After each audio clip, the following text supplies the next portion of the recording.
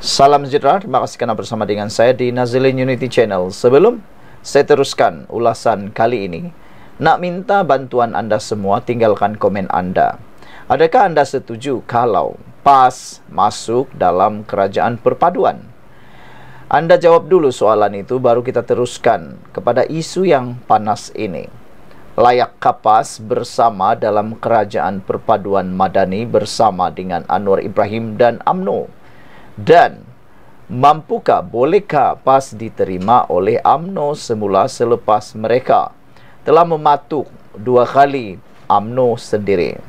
Dan mahukah DAP bersama-sama bekerjasama dengan PAS semula, sedangkan PAS sudah melunyai DAP dengan teruk sekali, sedangkan PAS telah menghina DAP dengan begitu teruk sekali. Namun demikian, hari ini kita dikejutkan pula dengan isu PAS kaji buruk baik jika bersama kerajaan perpaduan, kata Mursyidul Am.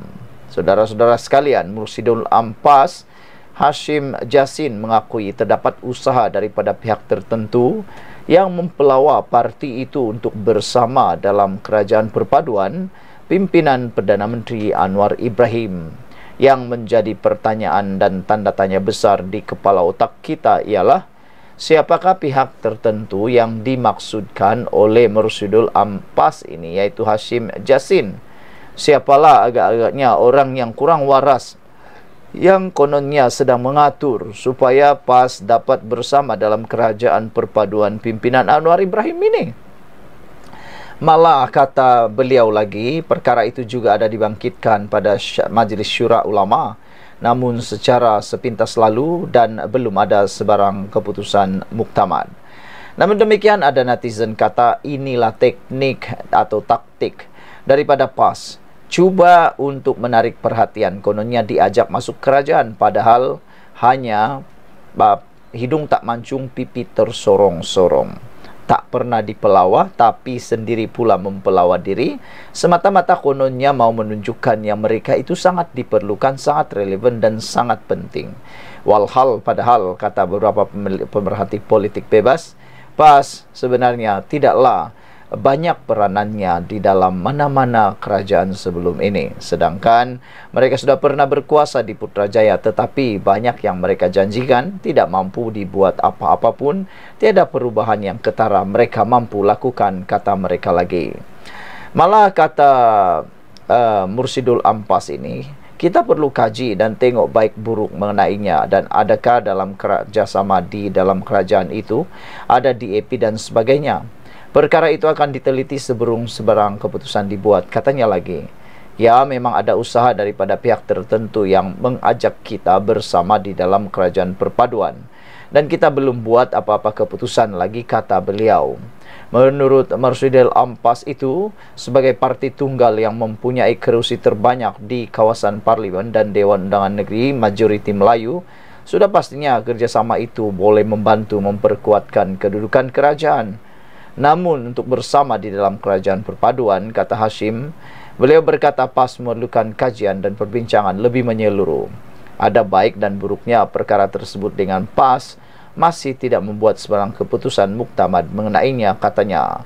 Pada Februari lalu, Presiden PAS Abdul Hadi Awang menegaskan partinya tetap beristiqomah bersama Islam yang berkuasa dan bukan sebaliknya dengan Islam sekuler yang tidak berkuasa.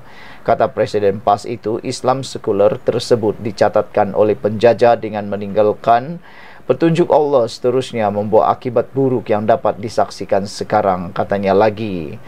Bagaimanapun, Fahmi tidak menyatakan secara jelas sama ada perbincangan itu termasuk dialog eksekutif antara kerajaan pusat dan PAS.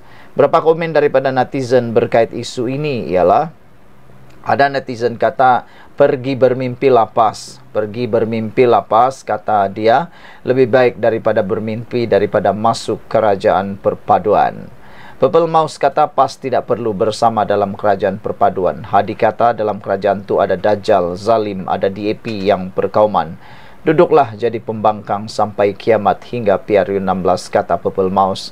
Nak bagi jawatan BAS pas dah penuh. Ini bukan kereta api, boleh bagi semua jawatan, katanya lagi. Sekian dulu untuk kali ini. Jangan lupa tinggalkan komen anda. Hello, selamat petang, salam sejahtera. Terima kasih karena bersama dengan saya di Nazilin Unity Channel.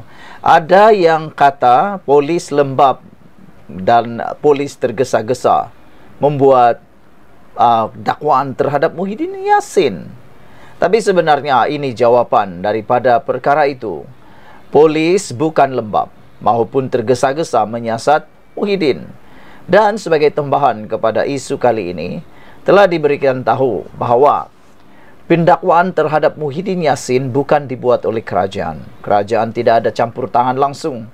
Kerana kerajaan tidak ada pun membuat laporan polis berkait dengan ucapan Muhyiddin itu. Tetapi ianya berdasarkan laporan-laporan polis yang telah dibuat oleh masyarakat. 300 laporan polis telah dibuat. Bahkan Istana Pahang sendiri, keluarga Istana Pahang sendiri membuat laporan terhadap Muhyiddin Yassin. Jadi kenapa nak salahkan pula Anwar Ibrahim? Kenapa nak salahkan pula kerajaan? Yang anda patut salahkan ialah orang yang membawa ucapan berunsur 3R tersebut. Kenapa orang yang mengucapkan itu tidak disalahkan? Itulah kan yang membawa masalah pula dicuba dipertahankan. Yang bukan membawa masalah pula diserang habis-habisan. Hari ini Ketua Polis Negara Rezaruddin Husin menjelaskan siasatan terhadap Presiden Bersatu Muhyiddin Yassin atas pertuduhan di bawah Akta Hasutan 1948 dilakukan mengikut prosedur dan bukannya secara tergesa-gesa.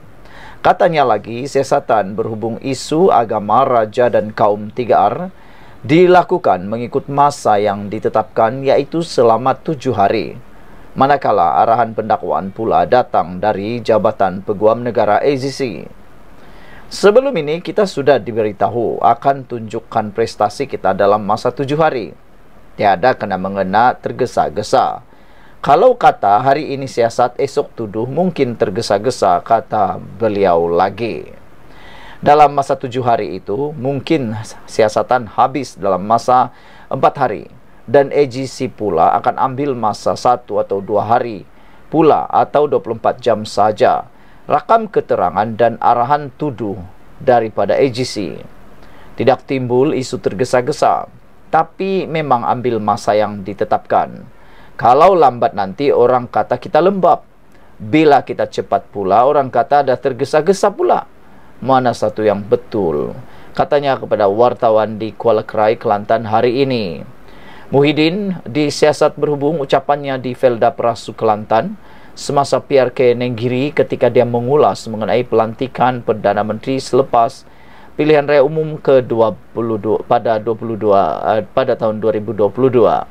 Ucapannya disifatkan sebagai menghina yang di Pertuan Agong ketika itu, yaitu Al-Sultan Abdullah Riyatuddin Al-Mustafa Bilal Shah. Ketua Pembangkang Hamzah Zainuddin mendakwa undang-undang hasutan yang sebelum ini ditentang oleh Pakatan Harapan kini digunakan untuk menakut-nakutkan pemimpin PN. Kata beliau, Muhyiddin hari ini memohon untuk dibicarakan atas pertuduhan menghasut di Mahkamah Session Gua Musang di hadapan Hakim Nik Muhammad Tarmizi Nik Muhammad Sukri. Saudara-saudara sekalian, beberapa komen daripada netizen berkait isu ini ialah mereka kata dah mula panik ke Perikatan Nasional Pembangkang ini sehingga mereka mula mengaitkan pula dengan masa dan tergesa-gesa. Sekian dulu untuk kali ini. Jangan lupa tinggalkan komen anda, tekan butang subscribe. Bye-bye. Salam sejahtera, terima kasih kerana bersama dengan saya di Nazilin Unity Channel. Tak henti-henti nak bermain dengan fitnah. Ini lagi yang dibuat oleh Walaun, oleh geng-geng pembangkang. Kalau baru-baru ini mereka sudah kehabisan isu, kehabisan modal politik. Nak burukkan Anwar Ibrahim tak tahu bermula dari mana. Karena semuanya sudah diperbaiki. Antaranya harga minyak telah pun turun 3 minggu, 4 minggu berturut-turut. Kalau tak silap 3 minggu berturut-turut. Selain daripada itu, Anwar Ibrahim juga telah menangani dengan baik isu Israel Palestin. Anwar Ibrahim juga telah menyelesaikan isu gaji pekerja awam. Banyak yang telah diselesaikan oleh Anwar Ibrahim sehingga makin ramai suka dengan Anwar Ibrahim. Kali ini mereka yang tak suka dengan Anwar Ibrahim cuba lagi memfitnah Anwar Ibrahim, tapi nampaknya fitnah itu terkena di kaki sendiri, atau dengan kata lain menembak kaki sendiri. Nak cuba tembak orang tapi tertembak kaki sendiri. Baru-baru ini dalam penutupan Sukan Sukma di Sarawak, Anwar Ibrahim telah pun dijemput sebagai ahli kenamaan yang merasmikan penutupan Hari Sukan Sukma tersebut. Tapi apa yang terjadi mengejutkan apabila ada geng pembangkang ini mula menggunakan isu apabila Anwar Ibrahim menaiki sebuah kereta yang berjenama Bentley yang kita tahu cukup mahal. Mereka menggunakan isu itu, kononnya Anwar Ibrahim tidak serupa bikin. Kononnya kata mereka cuba mengatakan kononnya berjimat dan sebagainya. Rupa-rupanya Anwar kononnya naik kereta Bentley. Tapi saudara, rupa-rupanya mereka tersilap. Kereta Bentley yang dinaiki oleh Anwar Ibrahim ketika datang merasmikan penutupan Sukma bukanlah milik Anwar Ibrahim. Kereta Bentley yang dinaiki oleh Anwar Ibrahim itu adalah kereta Kerajaan Negeri Sarawak yang disediakan oleh Kerajaan Negeri Sarawak kepada tetamu kehormat yang dijemput datang ke Sarawak. Bukan Anwar punya. Aduh, kesian jugalah kan geng-geng pembangkang walau ni ikut saja. Yang paling kesian sekali maci-maci, paci-paci yang turut terpengaruh menyebarkan fitnah.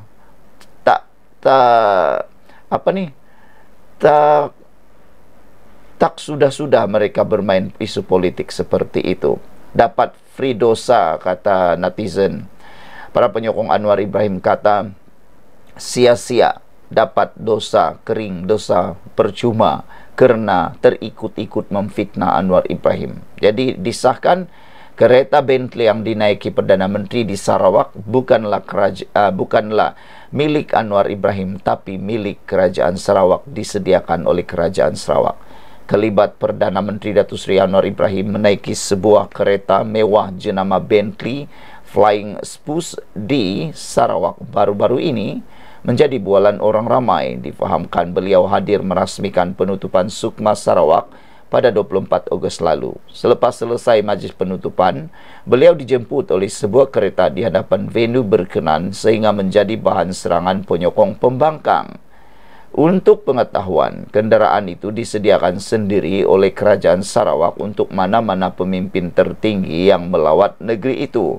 Bukan sahaja Anwar Ibrahim, tapi dari luar negara pun naik kereta itu kalaulah mereka itu adalah tetamu kehormat untuk Sarawak.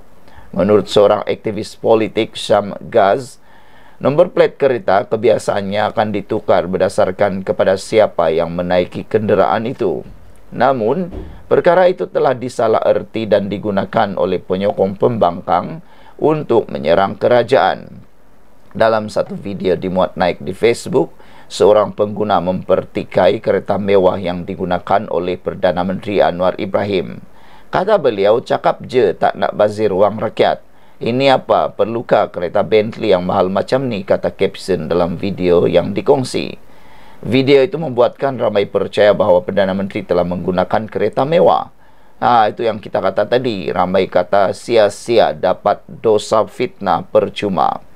Perkara itu bagaimanapun dibidas Sam Gaz dan beberapa pengguna lain yang menjelaskan tentang situasi sebenar. Posting bodoh, katanya. Ini bukan kereta Perdana Menteri. Ini kereta Kerajaan Sarawak disediakan untuk pemimpin tertinggi melawat Sarawak. Plat akan ditukar berdasarkan kepada siapa yang naik, katanya di ruangan komen. Itu kereta tetamu yang disediakan oleh Kerajaan Sarawak. Takkan nak angkut kereta Perdana Menteri yang ada di Putrajaya bawa ke Sabah dan Sarawak, kata Marwan pula. Kerajaan Sarawak disediakan kereta ini untuk PMX semasa penutupan Sukma di Sarawak. Yang walau sakit hati kenapa? Bukannya PMX beli kereta tu, ramai walaun tak terima kenyataan, komen beliau lagi. Sekian untuk kali ini. Jangan lupa tinggalkan komen anda. Sila tekan butang subscribe dan kita jumpa lagi. Bye-bye. Salam sejahtera. Terima kasih kerana bersama dengan saya di Nazilin Unity Channel. Ramai orang yang cuba menyasarkan kerajaan dalam pendakwaan Muhyiddin Yassin dalam dakwaan menghasut di Mahkamah Gua Musang baru-baru ini. Ramai yang kononnya mempersalahkan Anwar Ibrahim, mempersalahkan Kerajaan Perpaduan, mempersalahkan Zahid Hamidi, dan ramai lagi. Sebenarnya mereka silap. Rupa-rupanya pendakwaan terhadap Muhyiddin Yassin itu tiada kena mengena dengan kerajaan pun. Cuba lihat, kalau dianalisis dengan baik-baik, tiada pun daripada pihak kerajaan yang membuat laporan polis. Kalau dilihat dengan baik, yang membuat laporan polis ini sebenarnya ialah diketuai oleh Istana Pahang sendiri. Apabila Tengku Mahkota Pahang murka terhadap peristiwa dan insiden ucapan Muhyiddin Yassin itu. Jadi nak disalahkan kerajaan itu adalah tidak tepat sama sekali. Yang bersalah ialah orang yang mengeluarkan ucapan itu sendiri. Janganlah menyalahkan orang sendiri, salahkan diri sendiri. Dan menurut juru cakap kerajaan yaitu Fahmi Fadzil, beliau menegaskan bahawa yang membuat laporan polis itu ataupun membawa kes Najib, kes Muhyiddin Yassin di mahkamah bukanlah kerajaan. Bukan kerajaan bawa kes Muhyiddin ke mahkamah, kata juru cakap kerajaan ini. Fahmi Fadzil menegaskan sekali lagi bahawa bukan Putrajaya yang membawa pertuduhan akta hasutan terhadap bekas Perdana Menteri Muhyiddin Yassin. Berucap pada sidang media petang tadi, dia berkata, keluarga Diraja Pahang yang membuat laporan polis terhadap pengerusi Perikatan Nasional PN itu. Kalau ada orang kata, banyak pembangkang sekarang di dalam media sosial kata, ada yang kata Anwar Ibrahim hipokrit apabila menggunakan akta hasutan. Sebenarnya Anwar tiada pun buat apa-apa. Yang membuat laporan polis itu termasuklah keluarga Diraja Pahang. Jadi kenapa pula Anwar Ibrahim yang bersalah? Padahal Anwar Ibrahim tiada pun buat laporan polis. Yang mengheret Muhyiddin ke mahkamah ini ialah tindakan beliau sendiri dan laporan polis yang dibuat oleh 300 lebih orang, dan juga termasuklah laporan polis dibuat oleh Istana Pahang.